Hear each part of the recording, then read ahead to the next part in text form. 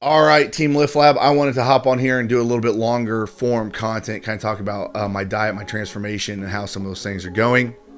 I've been posting on Instagram relatively nonstop with a weekly update, and I keep promising longer form content, so here it is. So first and foremost, I want to talk about the decision-making process to decide to do something that I would consider more of an extreme transformation. Okay, so during quarantine, I was at 267 pounds and for sure was drinking at a minimum 3 margaritas a day. Now, I wouldn't say that that's a drinking problem, but it's definitely an issue. And when we came out of quarantine, but hold on, let me also say during quarantine, while I was drinking those 3 margaritas, I was lifting in my garage once, sometimes twice a day, just trying to get as big as possible. I did want to cross the 270 pound barrier. That was something that I have never done before, and I was like, I'm going to do it. And I got 3 pounds away, and to be honest, I just lost like momentum. And being that big and maintaining that weight for me was somewhat of a challenge. So I started coming down and getting back in shape when things started opening back up, and I knew that some jiu-jitsu competitions were going to be around the corner. I then ruptured my bicep. And when I ruptured my bicep in January, I decided that I was going to take this time to be super consistent with my training and kind of get my weight in check while I was rehabbing from my bicep injury. Leading up to me reaching out to Jared from RP, I was about fluctuating between 248, 242 pounds. That's kind of where I was like, I'm pretty comfortable hanging out. I'm really comfortable doing jiu-jitsu there. But I decided that I want to just make the change, pursue a fairly extreme transformation challenge, and figure out what it's like to push my body in that way. I've competed in every single strength sport and jiu-jitsu, but I've never really had a like serious physique goal or transformation goal. So I want to pursue this. The reason I selected Jared Feather as my coach was, number one, there was a little bit of a history there. He worked for my buddy Chad, or interned for my buddy Chad of Juggernaut back in the day, so I was already familiar with him. I knew that he was into bodybuilding, and he had also become an IFBB pro, and I had kind of followed and watched him, develop his passion, his career over the last couple of years. On top of that, he works for RP, and RP has similar values to Lift Lab. It's all science-based nutrition and training, right? It's not just some bullshit look at me type program. There's like actual science and productivity and planning that goes into it. When I reached out to him, I had already decided I was going to do an extreme transformation. I had taken a before picture about a week-ish before he and I started together.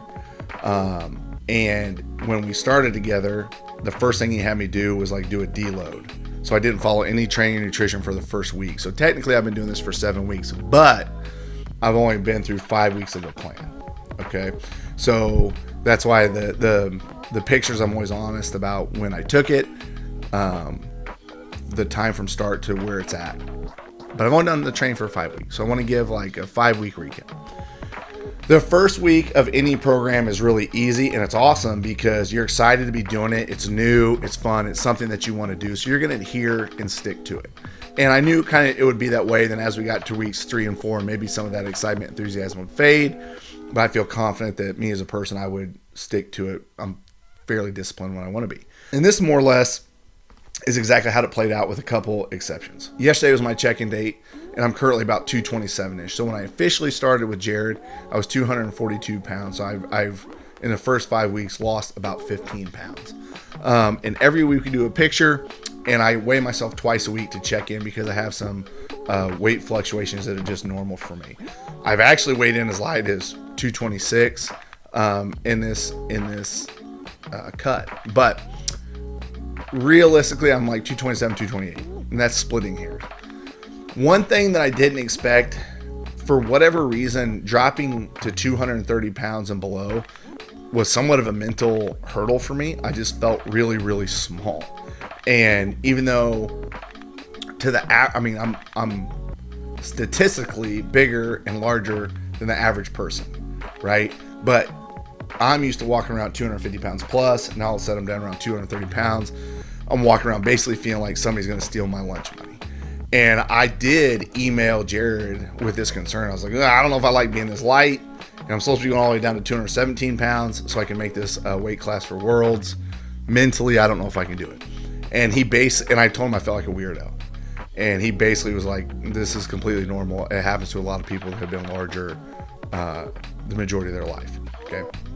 So since then, I've pretty much gotten used to it, and everything there is back to normal. Like, I feel good about myself. I don't feel like I'm a tiny, wasting away human. I don't feel like Tom Cruise from Philadelphia. It's a good reference. But getting over that hurdle did take a second because I had to fight every urge of my body to not eat, to keep gaining weight, or to keep my muscle mass on. The training program with Jared, I did things and I have done things that I really have never done in my training life. Leg press would be a great example. I bought a leg extension, leg curl for the gym in Cicero. Do like some assisted pull-ups. Usually I've always done, pull-ups and things like that. There's some like hammer rows and machine rows and things like that we don't really have at the gym, or in a way that I really haven't been accustomed to training. So that's been fun. And it definitely makes you realize as you come full circle as a strength and conditioning coach, every bit of training has its place and its time in a program.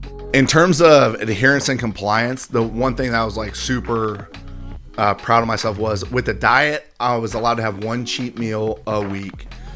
The kind of rule that I set for myself would be on a day where I train twice. So when I do jiu-jitsu and lifting, and I was just going to replace my highest carbohydrate meal with that cheat meal. So it still stays pretty close to the realm of the macros that I need to hit.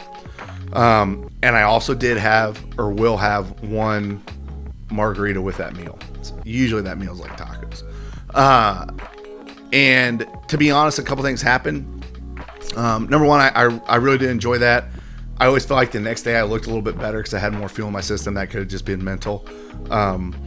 But the other thing is as I've gone, I'm less enthralled with the cheating of the meals just as it affects my digestion. And I don't know if that's just because I'm an old man. I'm getting a little bit older, but I kind of like not having that disruption of having, let's face it, refined processed foods of some sort in a large quantity.